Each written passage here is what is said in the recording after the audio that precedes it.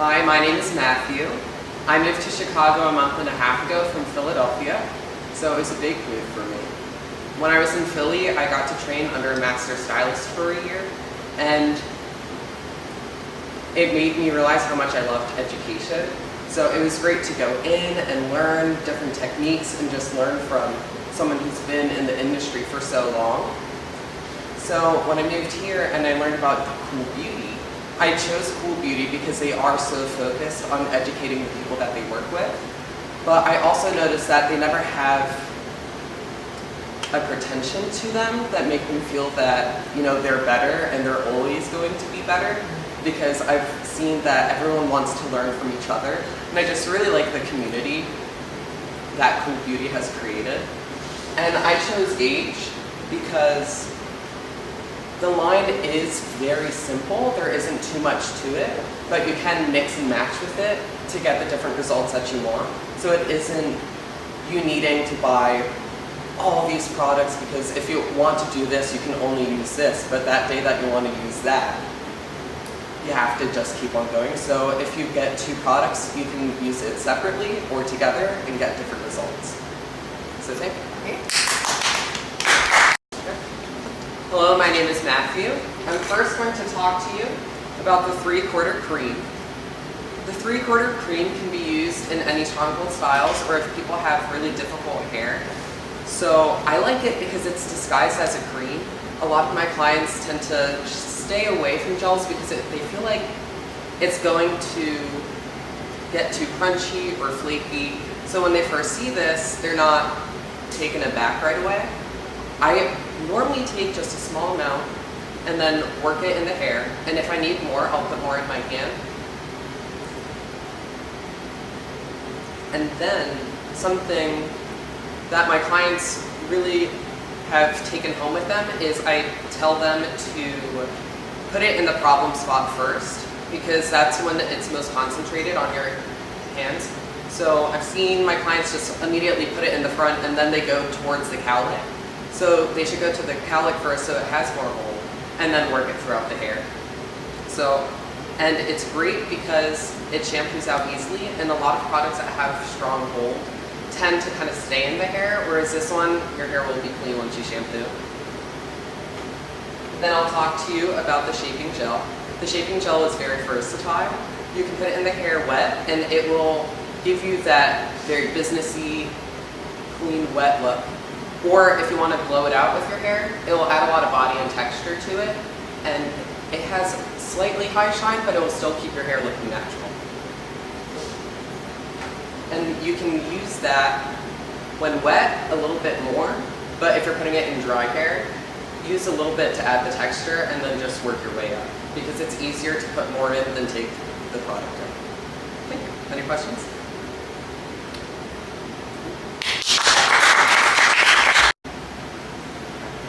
I remember being very nervous when I wanted to tell my parents that I wanted to go to cosmetology school.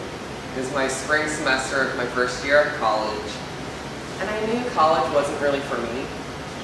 So before I decided to call them, I went, applied, got accepted to tell them that it's already set up.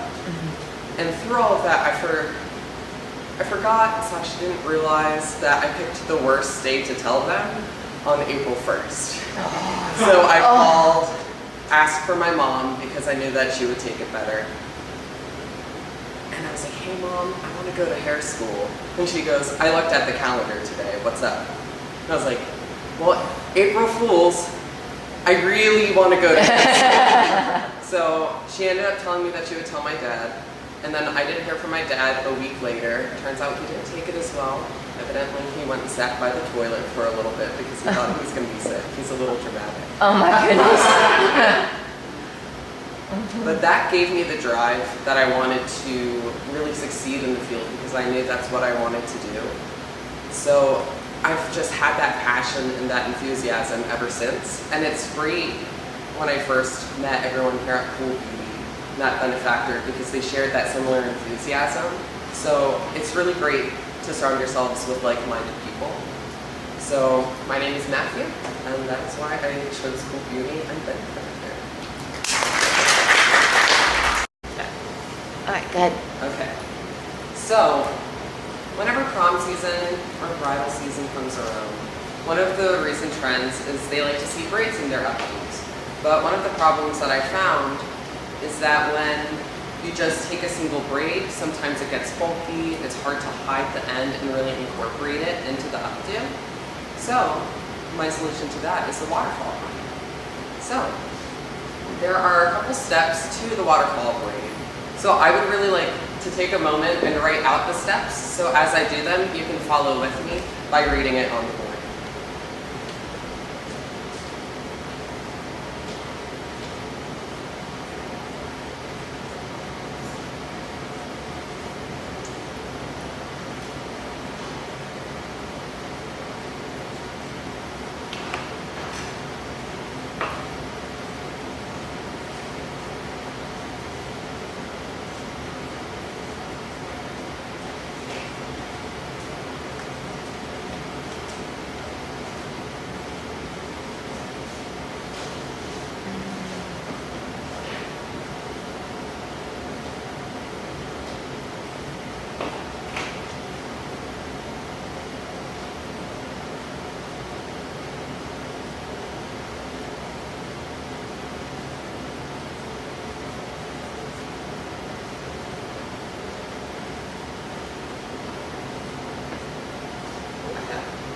So as you see, there's only about 6 steps.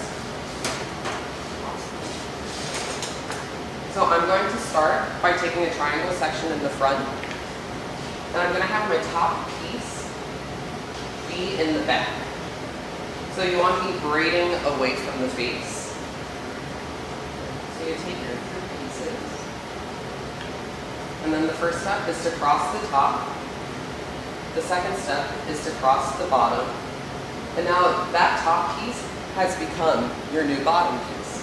So you can just let that hang. And whenever I go, I try to treat everything, every section like I'm starting a new braid, so that way I don't get lost. So I'm going to add to the top piece. And then I'm going to create a new bottom piece from underneath. And then I'm going to repeat by crossing the top, crossing the bottom, and then dropping it. And then repeat by adding to the top piece, creating a new bottom piece, and then acting as if I just started another braid. So that way, it creates a nice braided look, but you still have the fullness at the bottom. So if you want to create a messy bun or another braid, you have a lot of versatility. So when I get to the back, in the middle, I like to kind of go and then just create a full-on braid. And then I'll go to the other side and then start back that way. So that way they can meet in the middle and you don't have any awkward ends on the end. So I'm going to rotate.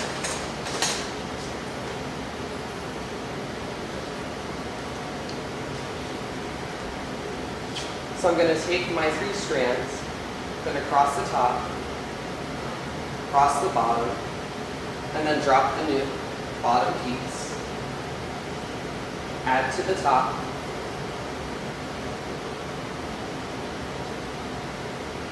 and then create a new bottom, and then repeat. It's very important to know to create a new bottom piece, because if you try to use some of the hair that you already have, you won't get the full braid.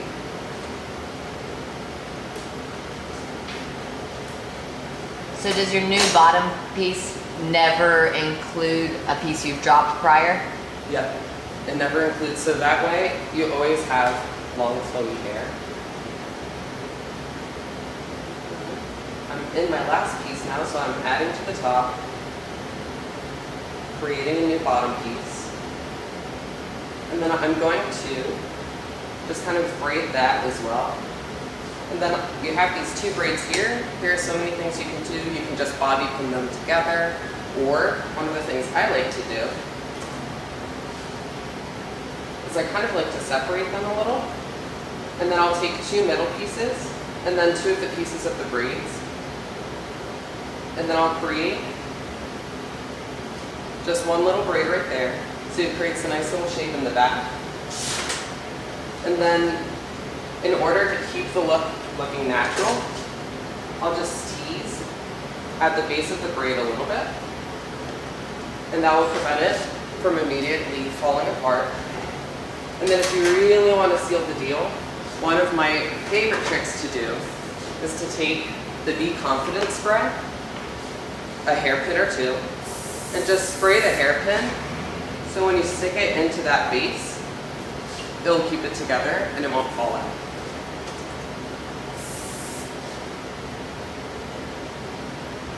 And that's how you create a simple waterfall braid.